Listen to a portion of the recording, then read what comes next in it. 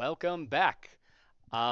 We now have another capstone game. It is called Pogo Rogue, and I'm going to try my hardest this entire stream not to say Pogo Rogo, which is what I've been saying the entire semester long. Um, we have two of the developers from Pogo Rogue here with us on the couch. We have Isaac and Cleveland. So I want to toss the mic to them to introduce yourselves and to tell us a little bit what is Pogo Rogue. Yeah, so my name's Cleveland. I'm one of the producers on Pogo Rogue, and I also do some of the social media stuff. I'm Isaac. I'm a designer and engineer. Do a little bit of production stuff with the team too. I'm also the game's original vision holder. So Pogo Rogue is a 2D fast-paced roguelike platformer based around the player who is on a pogo stick, of course. Um, so you bounce up the top through. You bounce to the top of a procedurally generated factory tower and you engage in combat with enemies. You try to gain really high combos by killing enemies in fastest succession. Um, and yeah, there's a wide variety of upgrades, power-ups. The main kind of core twist with the pogo stick mechanic is that it also serves as a weapon where you can fire projectiles from the bottom of your pogo stick, which then propels you upwards, and so that kind of gives the game a really unique sort of movement feel. Okay, I imagine in a game like this, movement is actually very, very key, so I want to talk about that in just a little bit. But if we can get footage of Pogo Rogue going, I kind of want to ask the team, where did Pogo Rogue come from? How did it come to be where it is? What was the original pitch like? Things like that. Well, as the person who gave the original pitch, I knew I was going to pitch the idea for Pogo Rogue for several months leading up to Capstone.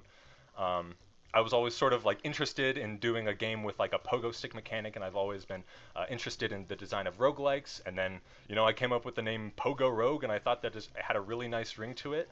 I kind of came up with the mechanics from there, and then I had the idea for, well, what if you shoot bullets from the bottom of your pogo stick, and that could really like make the movement stand out and be So it was unique. a name first, and then The a name pitch kind based of off. came with the concept, That is and it fantastic. kind of like I was like the concept's cool and the name's cool, so I kind of have to, I have to roll with it. That is absolutely fantastic. So um, there's Pogo and there's Rogue. I want to talk about each. The Pogo side, um, we talked a little bit about movement. So you mentioned that as you're on this Pogo stick, you can both bounce using the Pogo mechanic, but then you can also shoot. Um, have you had any challenges as far as dialing that in, as far as how much recoil does each weapon offer? How high does that get us? How does that differ between the pogo mechanic itself? Could you talk about that a little bit? Yeah, of course. So obviously, the entire game kind of focuses on this pogo element. So that was one of our first challenges that we wanted to overcome, where we figure out what we needed to do in order to make the game fun and easy to maneuver around in, and also intuitive.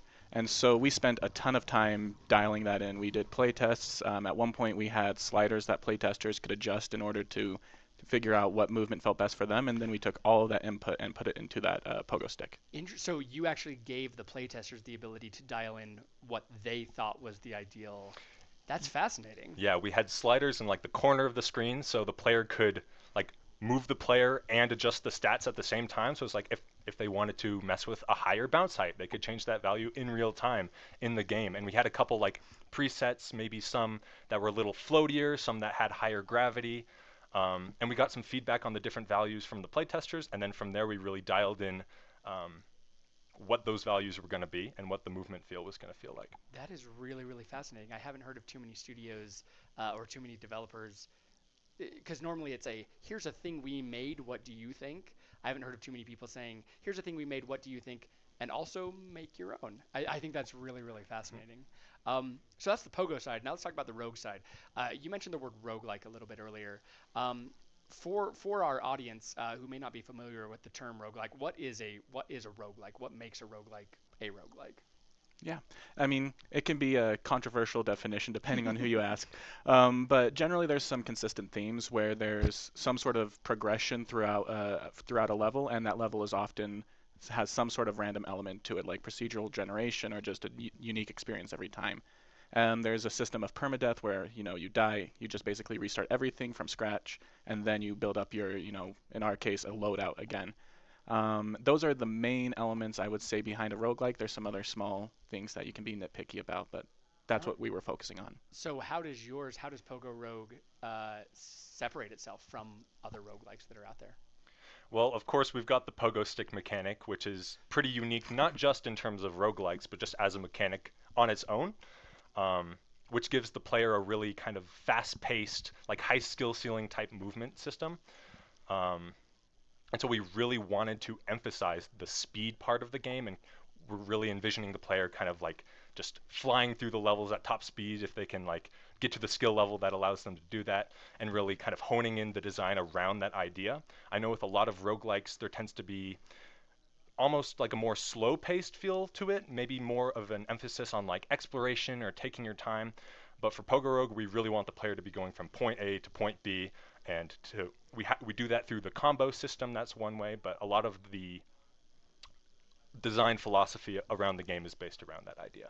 That sounds really, really fascinating, especially because earlier you mentioned procedural generation. So every playthrough of this factory is going to be different. And then players, when they choose their own loadout, are they given any presets, or can they, with each death, do they get to design their own character from scratch, or does each iteration have oh, those options either are or are not available based off of whatever the roll of the dice is? Yes. No. A little Awesome. mixture of them, right? Like, there's going to be unique weapons every time that you go through. Some you might find one time, some you might not find the next.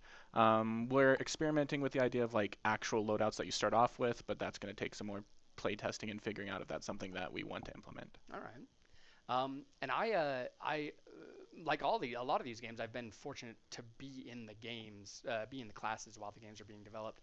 Um, you guys are kind of, I don't want to say you've come a long way with Pogo Rogue because you guys had a very, very viable prototype, right? And so it seems like it's been a lot of polish and just tweaking in those movements, things like that.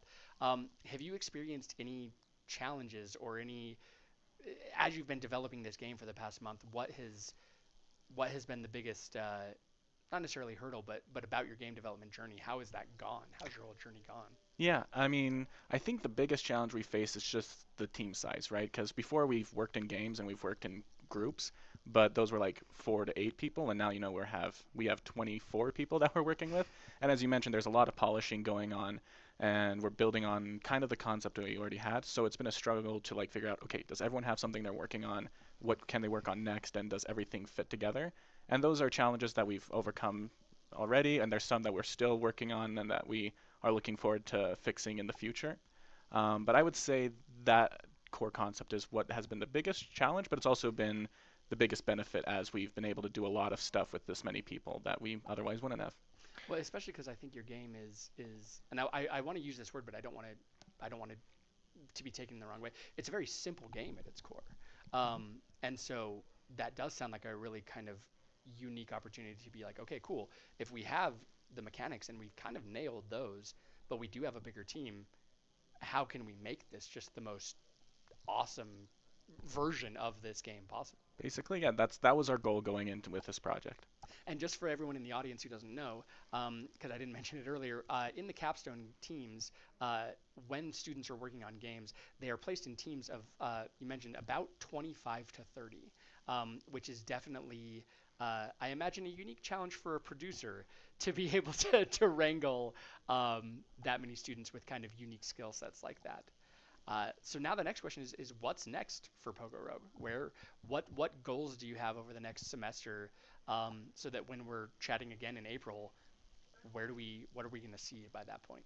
Well, I think our main goal is that we're planning on having 3 different, I guess, areas of the game, each with a corresponding boss battle at the end. Um, and so we really want to kind of craft an experience where um, the player, just through repeated like playthroughs of the game, can gain enough skill to eventually like make it to the top based on like skill level alone and getting used to the mechanics and mastering the mechanics, and really kind of adding a wide variety of items, upgrades, weapons, just stuff that makes each playthrough feel unique and gives the players a lot of different options to kind of hone in what their preferred play style would be. Yep, and we'll be focusing on polishing and refining and balancing everything, which will become a challenge as we add more and more.